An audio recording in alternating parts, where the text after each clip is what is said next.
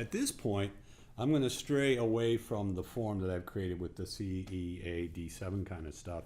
And I'm going to go into a verse variation that's somewhat based on a Reverend Gary Davis Hesitation Blues thing. That last verse, I ended up at C, and now I'm going to ride down to A minor. So let me play that verse. I'll play from the C chord.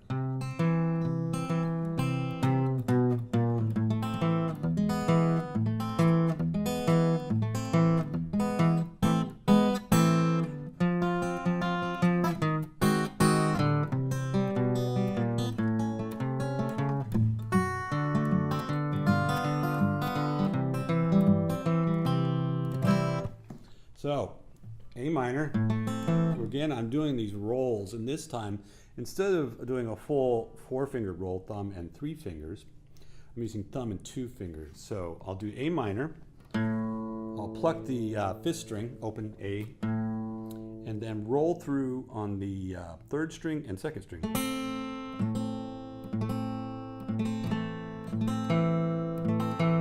Yeah, so I'll roll 5th string, 3rd string, 2nd string, thumb comes back down on the 4th string. That's the motion. And I'll do the same thing with the E chord, although I'm playing the 6th string in my bass.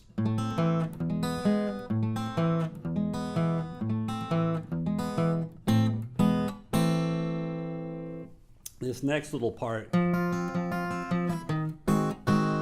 is something I borrowed from Blind Blake. Go to an F chord, and then A flat 7, C, let's do that again, do it in context. I'm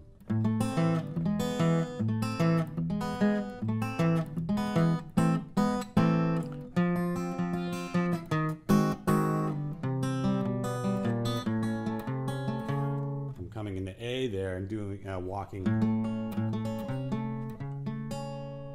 Then to D7, G7,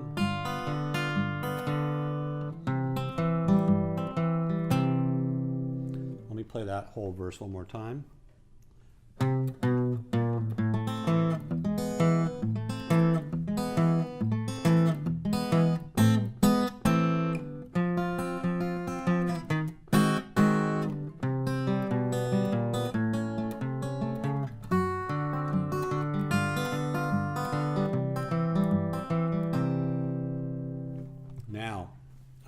In the next verse, I'm still kind of staying away from the original chord progression that I had. I'm going to do the same walk down on the 5th string. Then I'm going to slide up and go to a G7 using the same C7 shape that I'd used before. So let me play this verse.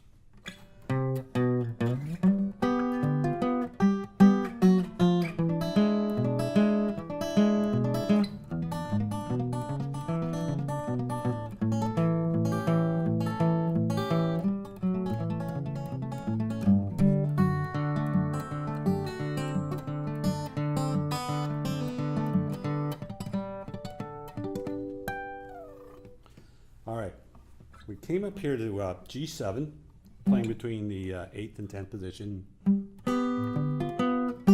doing our nice alternating bass. We go back and forth, give that nice country feel.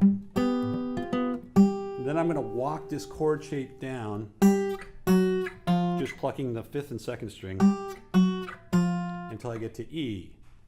Now I start doing the rolls again.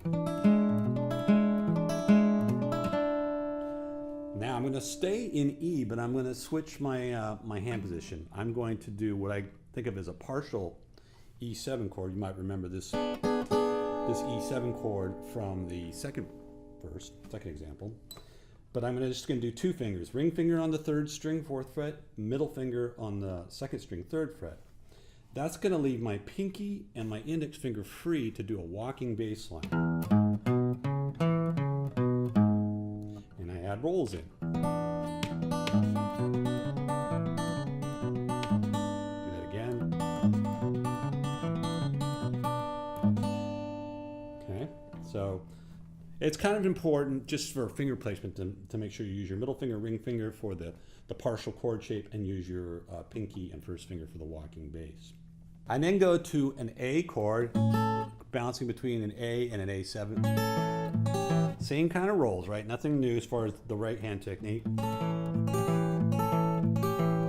Keeping my first finger barring across the second fret, I will now do a bass front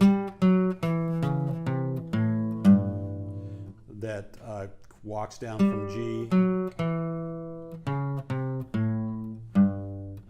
down to A, and with the same kind of rolls, second, third, and second string.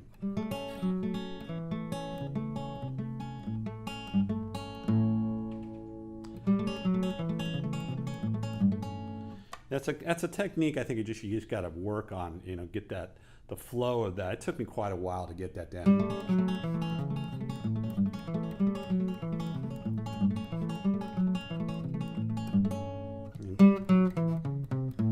Those bass notes anchor it.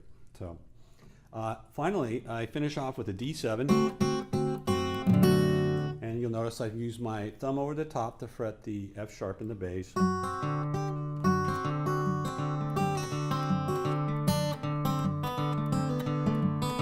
I'm playing a lot of different things with the D7 itself. Do a little pull off from the third to the second fret. Then pinky will go up to the second string, take off, play the first string, second string, first fret, and then that's off.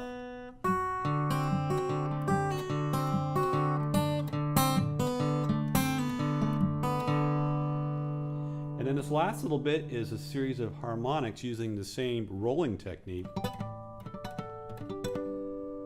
5th fret, 7th fret, 12th fret. And then finish off with the G note up there at the 15th fret on the first string.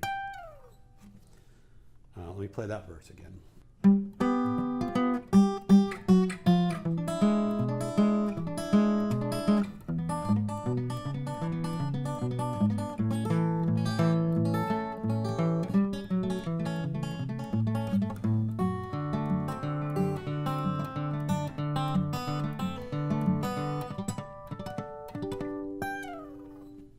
So as you can tell, there's a lot going on in Pete's Barrelhouse Rag.